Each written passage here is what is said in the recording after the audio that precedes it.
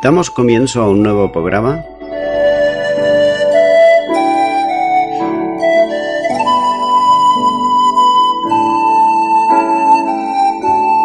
Servidores de Dios. Quien te habla es Manuel Cornejo.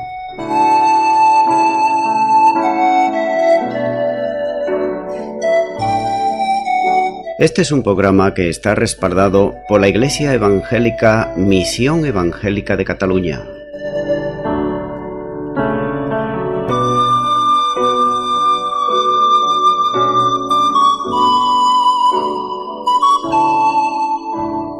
Estamos situados en la ciudad de Sabadell, en la avenida Matadepera número 239.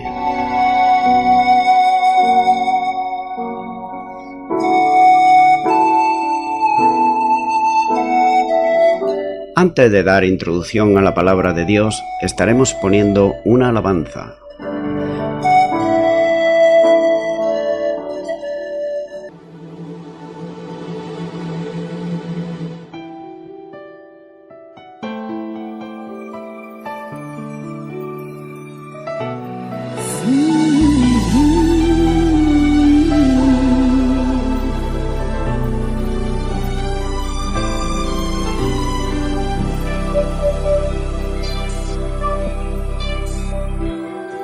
Sé que hay montañas tan altas que no crees escalar y un horizonte tan lejano que no crees alcanzar.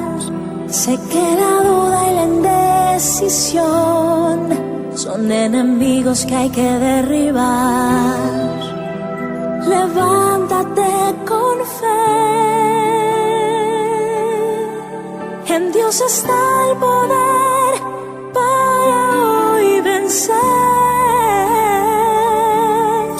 Si puedes creer, todo es posible. Si puedes creer, confiesa que es así aunque no puedas ver. No des lugar a duda, tan solo algo de fe. Si puedes creer, no importa el milagro, Dios tiene poder. Conforme a su voluntad se ha de hacer. Declárate en victoria, no hay de qué temer. Si puedes creer.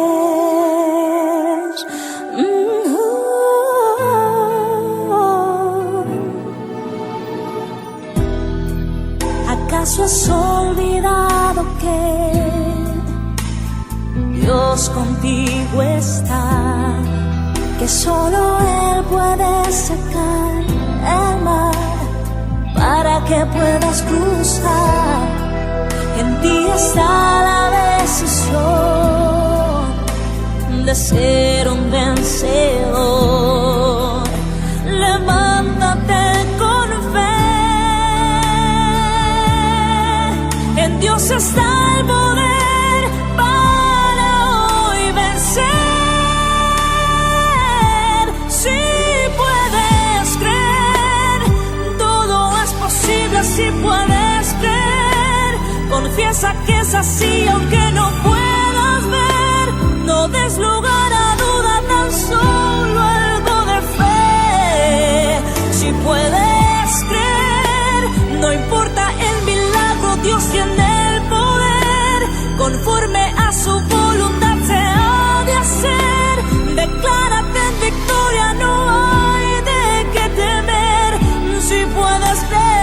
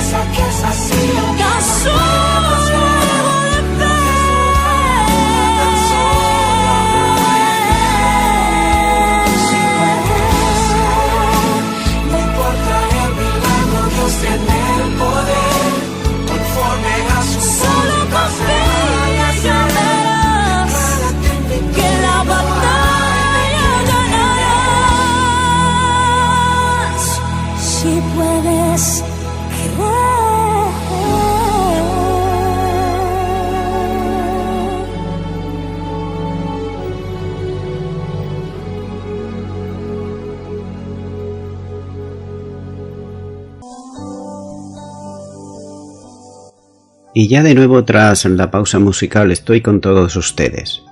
Estaré compartiendo la palabra de Dios, que es la Biblia, y lo voy a estar haciendo de una manera expositiva, versículo a versículo. En esta ocasión continúo con Hechos de los Apóstoles, concretamente el capítulo 17 y versículo 31, donde dice la palabra de Dios: por cuanto ha establecido un día en el cual juzgará al mundo con justicia por aquel varón a que designó, dando fe a todos con haberle levantado de los muertos. Continuamos con los versículos 30 al 31 que nos está hablando ahí de las demandas de Dios.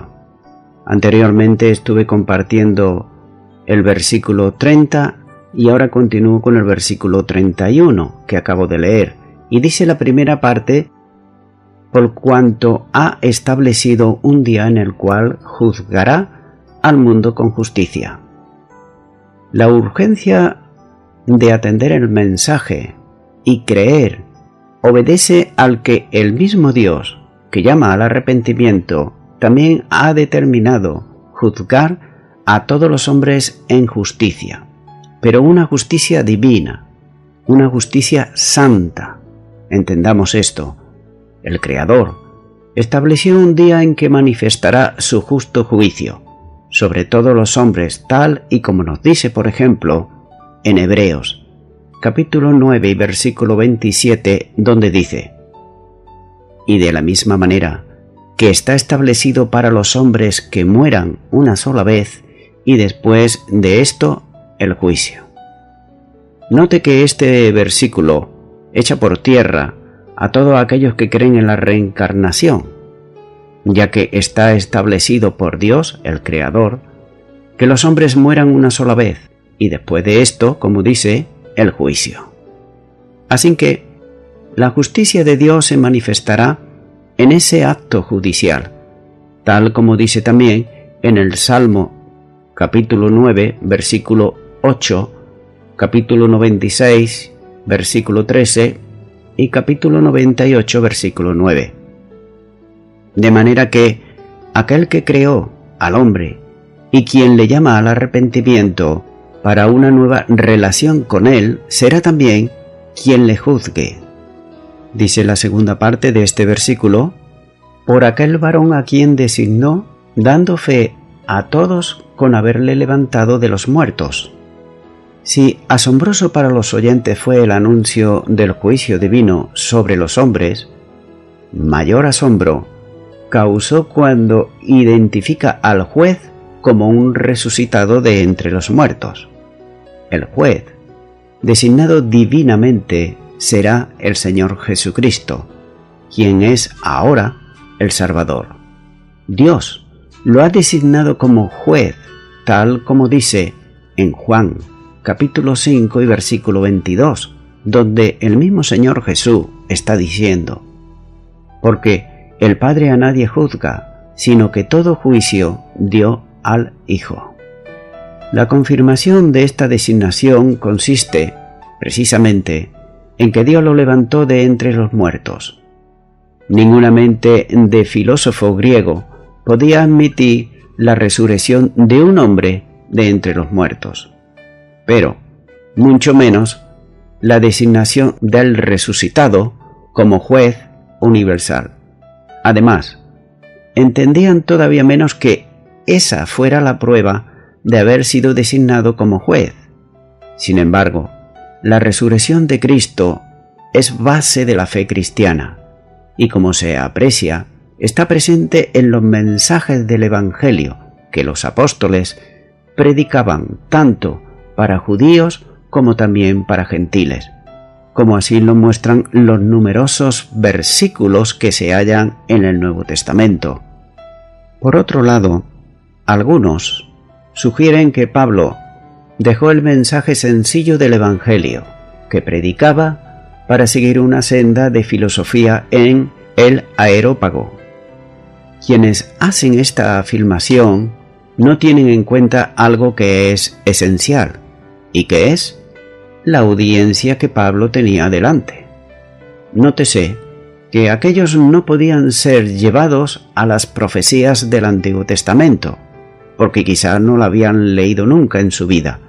Tampoco podía Pablo apelar a la historia ocurrida en Jerusalén, con Jesús de Nazaret, porque si conocían algo de ella, es decir, de esa historia, sería de poca importancia, para que le prestasen ellos la debida atención.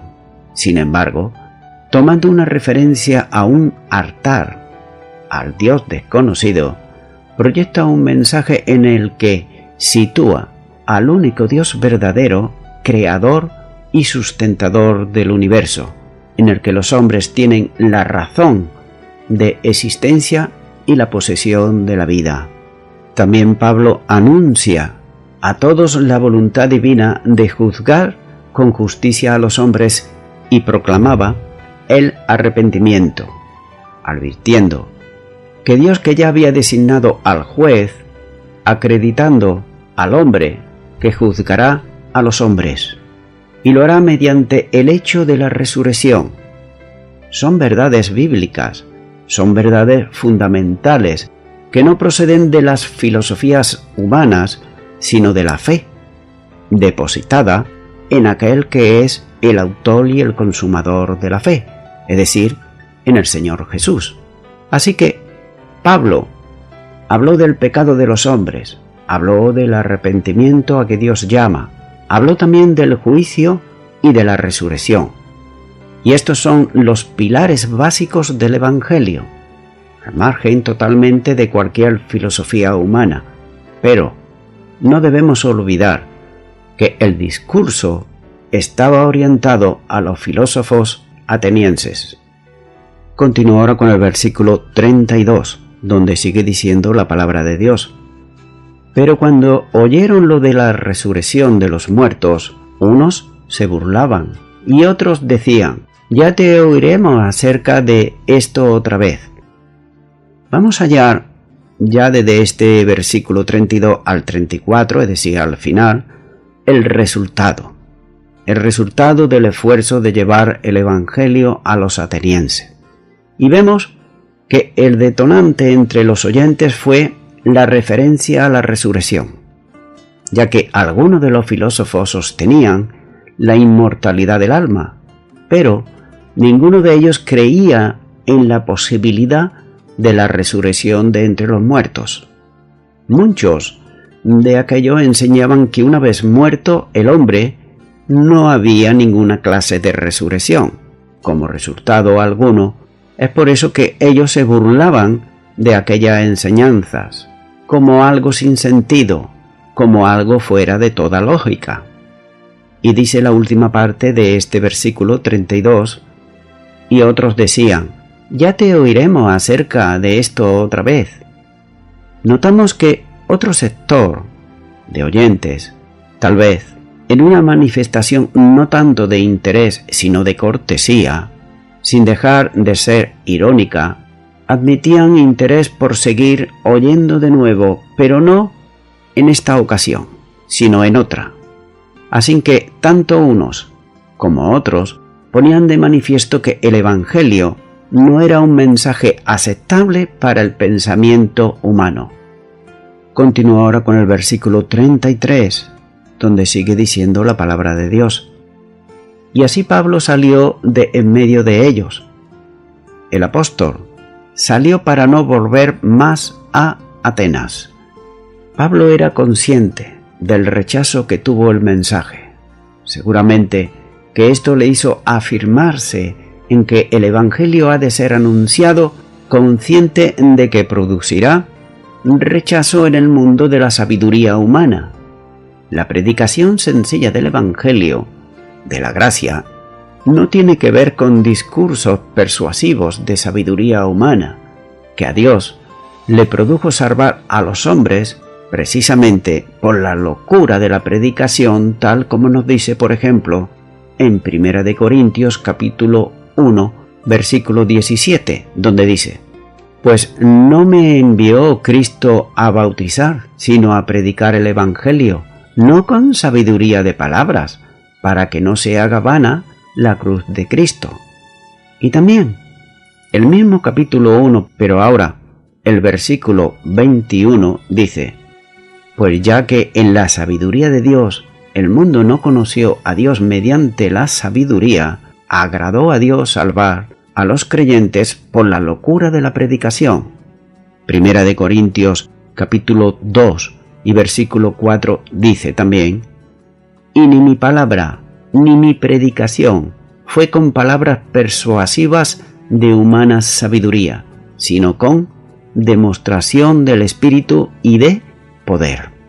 Continúo ahora ya con el versículo 34, donde dice: mas algunos creyeron, juntándose con él, entre los cuales estaba Dionisio, el areopagista, una mujer llamada Dámaris, y otros con ellos. Notamos que no había sido un fracaso, porque algunos creyentes, posiblemente, hubiera sido el deseo de Pablo que una multitud hubiera creído, y eso es lo que está en el corazón de cada creyente cuando predica la palabra de Dios, que se conviertan muchas personas a Cristo. Pero el mensaje no se perdió, porque había un resultado visible en personas que se unieron a Pablo. Por otro lado, los burladores y los interesados siguieron su camino. Los creyentes estaban ya juntos. La iglesia había nacido también en Atenas.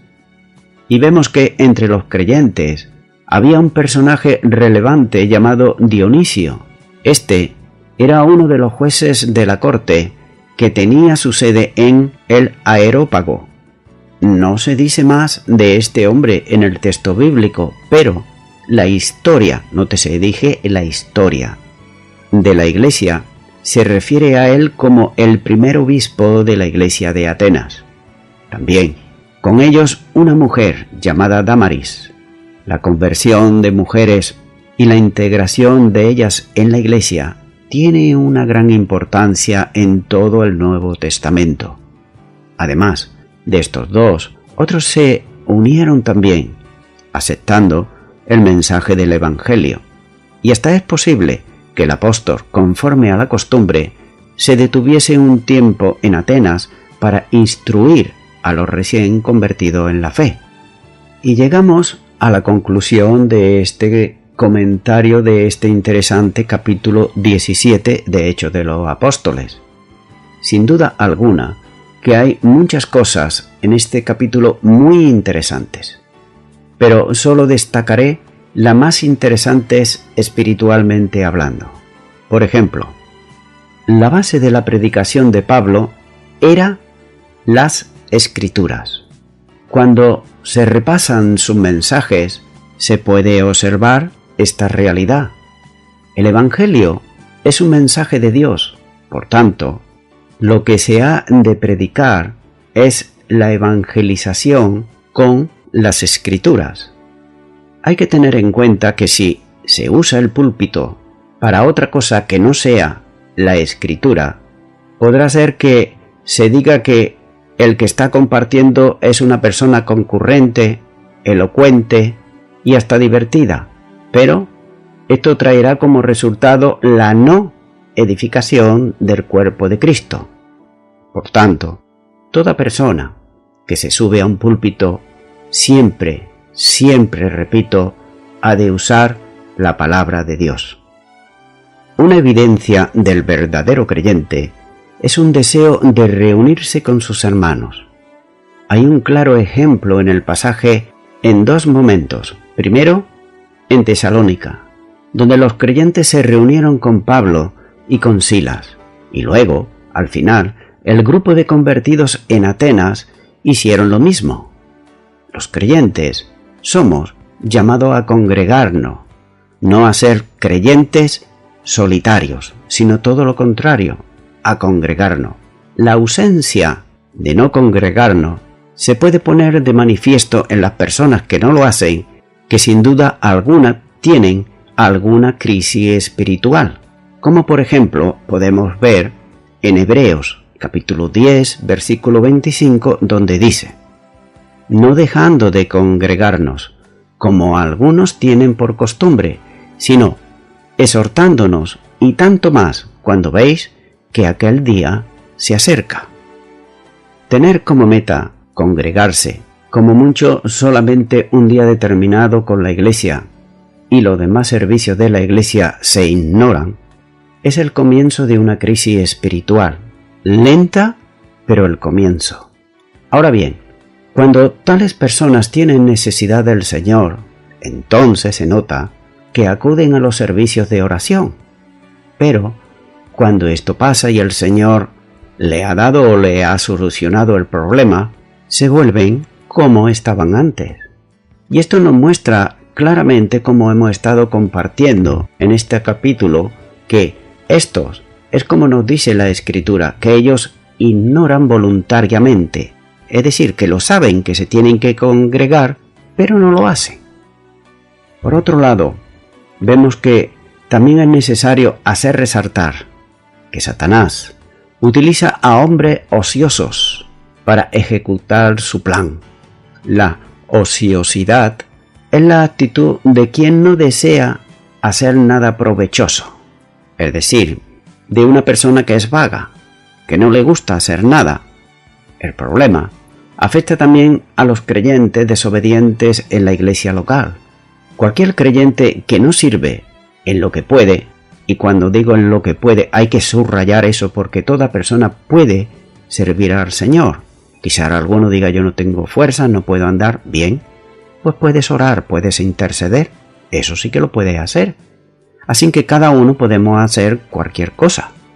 Por tanto, repito otra vez, cualquier creyente que no sirve en lo que puede servir dentro de la congregación se convierte en un creyente ocioso, que será utilizado por Satanás para generar problema tras problema dentro de la iglesia.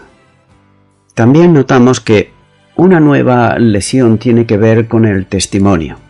Testificar de Cristo exige un compromiso total con Él, personalmente. La demanda bíblica es enfática y de alcance pleno, que incluye la disposición de la persona hasta el punto de poder dar hasta su propia vida. Por otro lado, esta disposición no exige que se busque el conflicto. Nótese que los apóstoles dejaron ejemplo de esto cuando salían de los lugares donde había oposición abierta. Pero nosotros podemos observar que hay quienes buscan la persecución, pensando que en ganar méritos como creyentes fieles y comprometidos y además testigos de Cristo. Pero, bíblicamente vemos que Pablo y Silas no se quedaron en la ciudad para ser muertos, sino que salieron de ella apresuradamente para poder seguir predicando el Evangelio en otras partes. También hallamos la enseñanza aquí en este capítulo 17 de Hechos de los Apóstoles que los atenienses querían oír algo nuevo cada día. Y también, semejante pretensión es también la de algunos en el día de hoy. A muchas personas no les gusta la sencilla reiteración de las mismas verdades bíblicas, y ellos y ellas procuran descubrir algo nuevo, una nueva revelación, una nueva visión para impresionar a otros. La Escritura advierte de este problema, y Pedro dice en su segunda carta de Pedro capítulo 1 y versículo 12, dice lo siguiente: Por esto, yo no dejaré de recordaros siempre estas cosas, aunque vosotros las sepáis y estéis confirmados en la verdad presente. Nótese que ellos ya lo sabían, esas verdades, pero el apóstol Pedro dice que él la va a volver otra vez a repetir. Y qué bueno es cuando hay hermanos y hermanas en Cristo Jesús, que pese a que lleven años y años de creyentes, siempre reciben con agrado, como se suele decir, el ABC del cristianismo. Y notamos también aquí que finalmente hay una advertencia sobre el fracaso de un mensaje filosófico en sustitución del mensaje del Evangelio. Se puede predicar el mensaje, como he dicho, de filosofía, se puede predicar un mensaje social, se puede predicar un mensaje humanista, pero ningún mensaje de ellos convertirá el alma perdida. Por tanto, lo efectivo es el Evangelio de Jesucristo. Algunos eruditos suponen que Pablo se desilusionó con los resultados de la predicación en el Areópago. Esto sugiere que esa desilusión le hizo afirmarse en un compromiso claro de predicar solo la cruz de Cristo y no las filosofías de los hombres, como resolvió hacer, por ejemplo, en Corinto, donde dice la primera carta de Corintios capítulo 2 y versículo 2. Pues me propuse no saber entre vosotros cosa alguna, sino a Jesucristo y a este crucificado. Como se ha dicho antes, no existe tal mensaje filosófico en Atenas, sino que el apóstol usó enfoques distintos según los oyentes que tenía delante.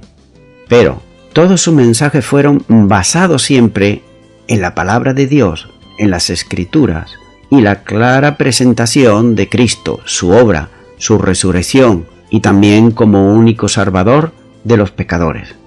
Cualquier sistema de predicación del Evangelio que no esté basado firmemente en las Escrituras es un evangelio no bíblico.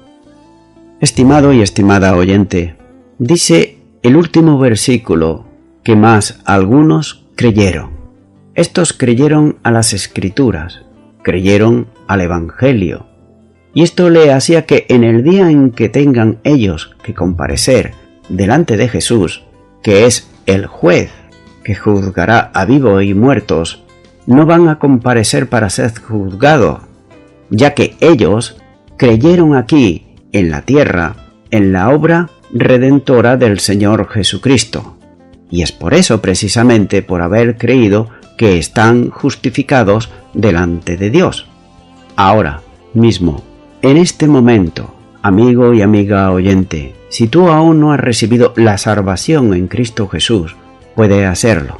Solo tienes que hacer una oración de fe y repite conmigo esta oración que yo voy a hacer para recibir a Jesucristo como Señor y Salvador. Repite ella donde está y di: Señor Jesús, te pido perdón por todos mis pecados. He escuchado que tú eres el Salvador, el Redentor, quien pagates con tu vida por mi rescate. Quiero darte gracias. Yo te abro mi corazón en este momento y te recibo como mi Señor y mi Salvador. Y te doy gracias en el nombre de Jesús. Amén.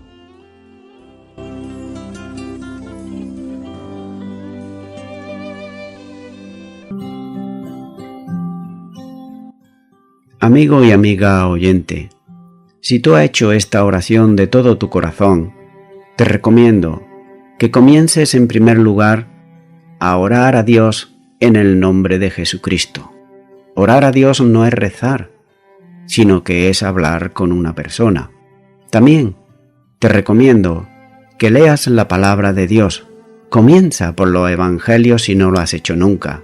Y también te recomiendo que para que puedas crecer espiritualmente, te congregues en una iglesia cristiana evangélica donde se predique, se enseñe y se practique la sana doctrina y la palabra de Dios.